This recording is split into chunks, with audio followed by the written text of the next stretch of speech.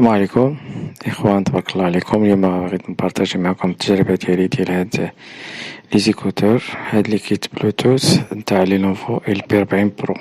من بعد التجربه ديالهم هادي مده ديال شهرين باش خديتهم بواحد الثمن اللي زوين. جربتهم، الصوت ديالهم زوين، كلشي فيهم مزيان صراحه. ما عندي ما نقول، غير هما المشكل الوحيد اللي فيهم هو انهم مره كيقطعوا، مرة كيتقطع لا كونيكسيون ديالهم مع البلوتوث مع التليفون، وكيرجع اوتوماتيكمون بوحدو. يعني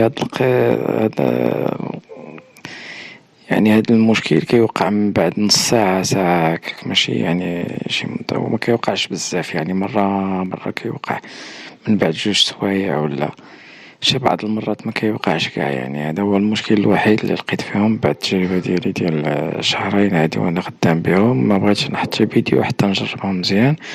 المهم هما هادو اللي كتشوفو في الفيديو، راه جربتهم وخديتهم بواحد الثمن ديال 120 درهم. بالنسبة للثمن ديالهم هما رخاص بزاف كاع، ومزيانين. لاكاليتي ديالهم خيرة، لا في الصوت ولا في اي حاجة خصتكم عاوتاني كتبولي في التعليقات وانا غنجاوبكم. يلا، السلام عليكم.